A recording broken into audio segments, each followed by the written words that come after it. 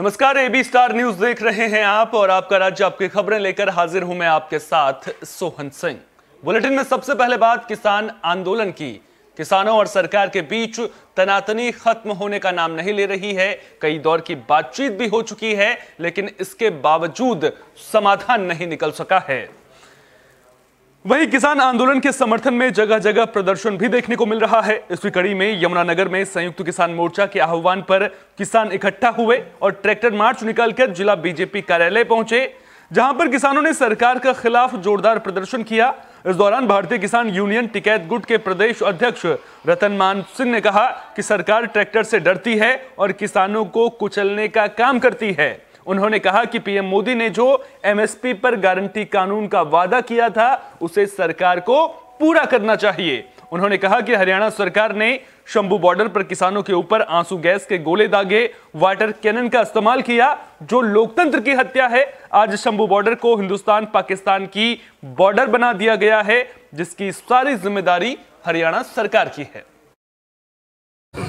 देखिए, दिल्ली आंदोलन के बाद सरकार ने जो वादे वहाँ किए थे, जो हमें लिखित समझौता भेजा था, 2.25 साल हो गए सरकार ने आज तक भी एमएसपी खरीद गारंटी का कानून लागू नहीं किया। पंजाब के किसान वहाँ संघर्ष कर रहे हैं और जो संयुक्त किसान मोर्चा है उसकी तरफ से भी लगातार आंदोलन जारी है। आज पूरे देश में संयुक्त किसान मोर्चा के आह्वान पर ये भाजपा के जिला मुख्यालयों पर प्रदर्शन किया गया, धरना दिया गया और रोष जाहिर किया गया।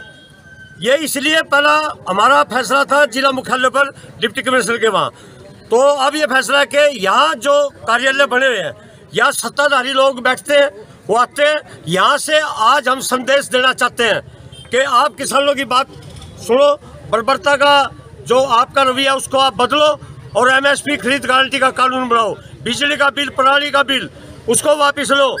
देश के किसान और मजदूर, रेडीदार, फड़ीदार, गरीब लोगों का आप कर्जा मुक्त करो।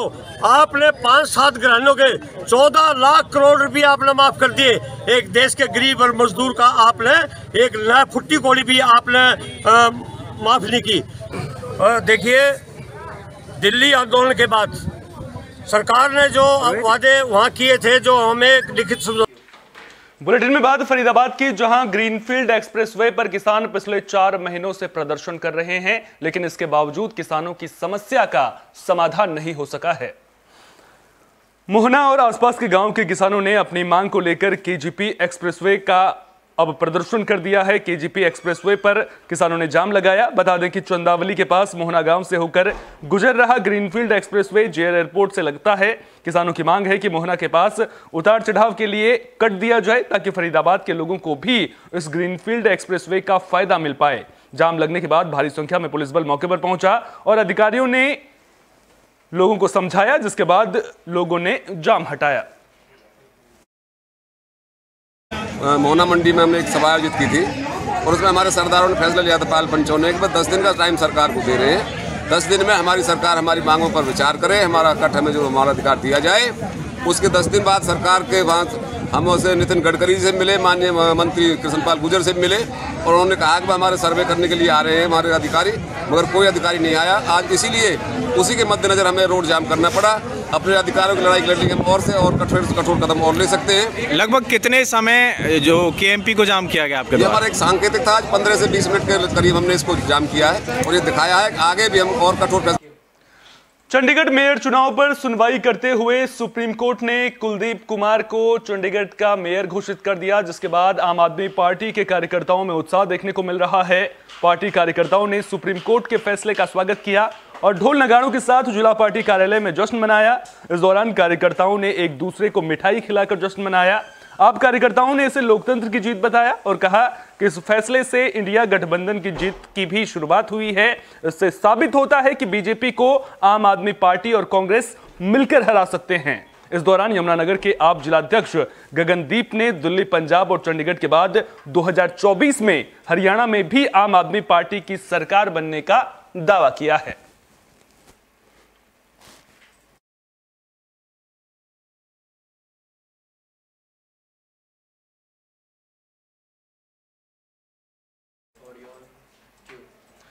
सांसद दीपेंद्र हुड्डा ट्रेन की सवारी करते हुए नजर आए। वे हांसी से ट्रेन में सवार होकर रोहतक पहुंचे थे। इस दौरान उनका जोरदार स्वागत किया गया। लोगों ने हांसी, महम और रोहतक के लिए नई रेल लाइन की सौगात मिलने पर दीपेंद्र हुड्डा का आभार जताया। ट्रेन में दीपेंद्र हुड्डा के साथ बड़ी संख्या में लोगों ने यात्रा की। ट्रेन चलने के बाद रास्ते में हर स्टेशन पर गाजे बाजे के साथ बड़ी संख्या में लोग पहुंचे थे। स्टेशनों पर मेले जैसा माहौल देखने को मिला।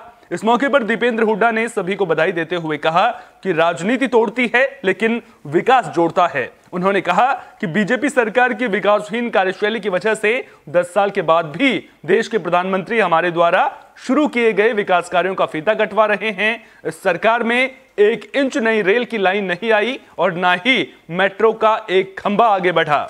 दीपेंद्र हुड्डा ने कहा कि हांसी, महम और भिवानी के बीच में प्रस्तावित इंटरनेशनल एयरपोर्ट को अगर बीजेपी सरकार हरियाणा से उठाकर यूपी नहीं ले जाती तो आज हरियाणा का नक्शा कुछ और ही होता।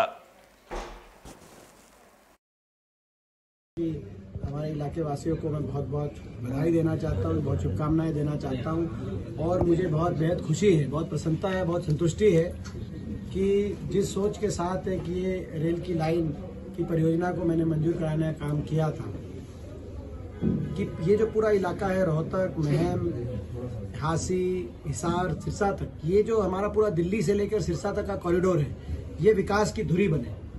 और जिस तरीके से दिल्ली से जयपुर आज एक निवेश का केंद्र बन गया, दिल्ली से चंडीगढ़ एक विकास की धुरी माना जाता है, तो ये कॉरिडोर, हमारा कॉरिडोर विकास की धुरी बने। इसी सोच के साथ मैंने ये 4 लेन का हाईवे, बहादुरगढ़ मेट्रो, ये रेल की लाइन और ये IMT रोहतक जैसे परियोजनाओं को और उसके साथ साथ हिसार में डोमेस्टिक एयरपोर्ट और महम के अंतर्राष्ट्रीय एयरपोर्ट को ये मंजूर कराने का मैंने इसीलिए प्रयत्न किए उस समय कि हमारा ये जो क्षेत्र है इसके अंदर उसी रूप से निवेश का संचालन आज अंततः जो उस समय हमने इस परियोजना को मंजूर कराकर और कार्य शुरू कराया था, 10 वर्ष लग गए इस सरकार में, लेकिन अंततः उस परियोजना जो है वो पूरी हुई और लोगों को रेलवे सेवा।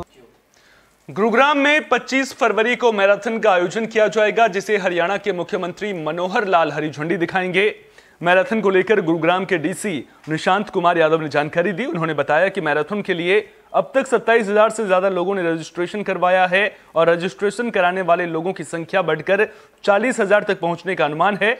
उन्होंने कहा कि इस मेगा इवेंट के सफल और सुरक्षित आयोजन के लिए प्रशासन पूरी तरह से प्रतिबद्ध है। इस आयोजन को 4 कैटेगरी में बांटा गया है। साथ ही शिखर धवन को ब्रांड एम्बेसडर भी बनाया गया है। प्रोडक्ट्स हैं वो वहाँ पे दिखाई जाएंगे और नेचुरली आपको आपकी किट वहाँ पे दी जाएगी। साथ में हमने इसके प्रमोशनल रन्स भी हम करा रहे हैं। एक प्रमोशनल गुरुग्राम में संडे को हो गई थी, एक आज मानेसर में भी आयोजित कराई गई। इसके जरिए हमारा उद्देश्य ये है कि गुरुग्राम, मानेसर, पटौदी, फारूकनगर, सोहना, हर जो हमारे कस्बे हैं वहाँ भी लोगों में जागरूकता लेके आई जाए। तो इन प्रमोशनल रन्स में भी 500 से 700 लोग हर रोज दौड़ते हैं इस 25 वाली इवेंट को प्रमोट करने के लिए। हमने कुछ सेलिब्रिटीज को भी रोक इन करने की कोशिश की है। तो शिखर धवन है जो क्रिकेटर हैं, वो भी इससे मैराथन से जुड़ेंगे, वो भी उस दिन। बिहार में कहने को तो शराबबंदी है, लेकिन इसके बावजूद शराब माफिया एक्टिव हैं। पुलिस भी लगातार कार्रवाई कर रही है, शराब माफिया को गिरफ्तार भी किया जा रहा है। इसी कड़ी में पश्चिमी चंपारण की साठी थाना पुलिस को बड़ी कामयाबी मिली है। पुलिस ने 2 तस्करों को गिरफ्तार किया है, जिनके कब्जे से 60 लीटर देसी चुलाई शराब बरामद की गई है।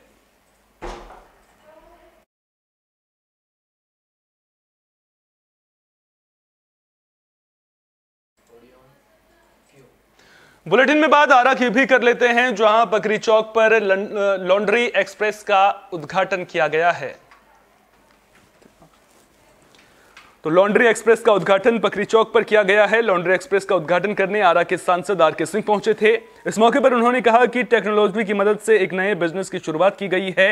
लॉन्ड्री एक्सप्रेस के मालिक अभिषेक राज रोहित और अभिमन्यु भारद्वाज ने बताया कि लॉन्ड्री एक्सप्रेस में नई तकनीक और आधुनिक मशीनों से कपड़ों की धुलाई होगी।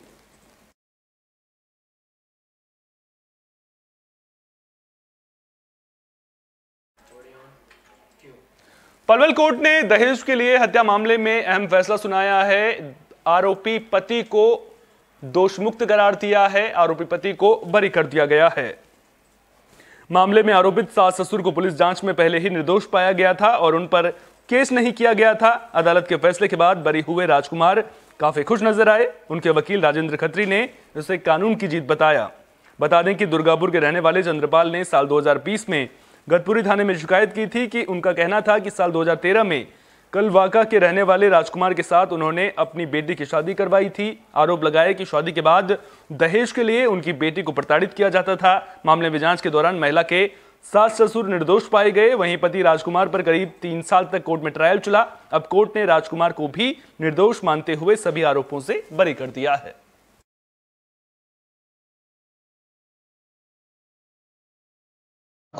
ये FIR नंबर 356 31/10/2020 को राजकुमार पुत्र पालाराम निवासी कलवाका जिला पलवल के खिलाफ चंद्रपाल पुत्र सन ऑफ यादराम निवासी दुर्गापुर ने दर्ज कराया था। अंडर सेक्शन 498 304B 34 IPC थाना गदपुरी में दर्ज हुआ था, जिसमें आज सूर्यकांत चंद्रकांत की कोर्ट से जो निर्दोष था उसको आज बरी कर दिया गया, क्योंकि लड़की ने अपने आप सुसाइड किया था और ये आज कोर्ट में साबित हो गया। जो सूर्य चंद्रकांत की कोर्ट से आज उसके पति को निर्दोष साबित करके बरी कर दिया गया।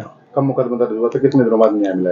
ये 31/10/2020 को दर्ज हुआ था और आज 19/2/2024 को। आपका राज्य आपकी खबरों में फिलहाल के लिए इतना ही। अपना बहुत बहुत ख्याल रखिए। देश और दुनिया की तमाम अहम खबरों के लिए देखते रहिए AB स्टार न्यूज।